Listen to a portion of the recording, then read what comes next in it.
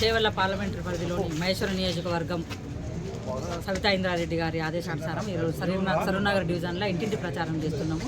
ఎక్కడికి పోయినా ఏ ఇంటికి పోయినా కూడా మాకు కరెంట్ ఉండలేదు.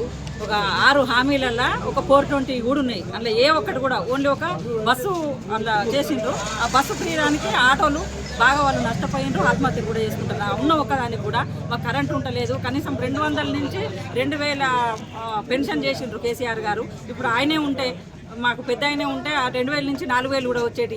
ఈ రేవంత్ రెడ్డి కాంగ్రెస్ ప్రభుత్వం వచ్చిన తెల్లారటి నుంచే మాకు అన్నీ చెప్పిండు, ఏ ఒక్కటి కూడా కాలేదు. తప్పకుండా భారీ మెజార్టీతో చేవెళ్ళ కాసాని జ్ఞానేశ్వర్ గారిని గెలిపించుకుంటాము. అందరం కలిసి కూడా ఆయనకే ఓటేస్తాం, భారీ మెజార్టీతో గెలిపించుకుంటాం అంటున్నారు. ఎక్కడికి పోయినా నిజంగా కూడా 4 నెలల్లోనే ఎంత భారీ మార్పు అంటే చెప్పలేనంత వచ్చింది. ఇప్పుడు మీరు అందరూ కూడా గమనిస్తున్నారు ప్రజలు ఏంటంటే ఇప్పుడు కేసీఆర్ గారి బస్సు యాత్ర వచ్చింది.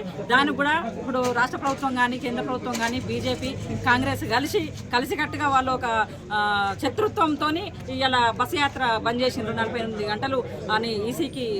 ఎందుకంటే వాళ్ళు ఓర్చుకుంటలేరు, ఎక్కడ మళ్ళీ అన్ని సీట్లు వస్తాయో మా కథ ఎక్కడ ముగిసిపోతుందో అని వాళ్ళు వచ్చే జనాల నుంచి రెస్పాన్స్ చూసి వాళ్ళు తట్టుకోలేక ఇక కేసీఆర్ గారి మీద ఇప్పుడు సోషల్ మీడియా నిన్న కాక మొన్న కూడా నిన్ననే క్రిషాంక్ను మన సోషల్ మీడియా ఆయనను సోషల్ మీడియా తమ్ముని క్రిషాంక్ను అరెస్ట్ చేసిండ్రు. ఎక్కడికి చేసిండ్రు? వాళ్ళ భార్య కూడా 2-3 పోలీస్ స్టేషన్లు తిరిగినా కూడా లాస్ట్కు 11 గంటలకు చెప్పిండ్రు ఎక్కడ అరెస్ట్ చేసినామని.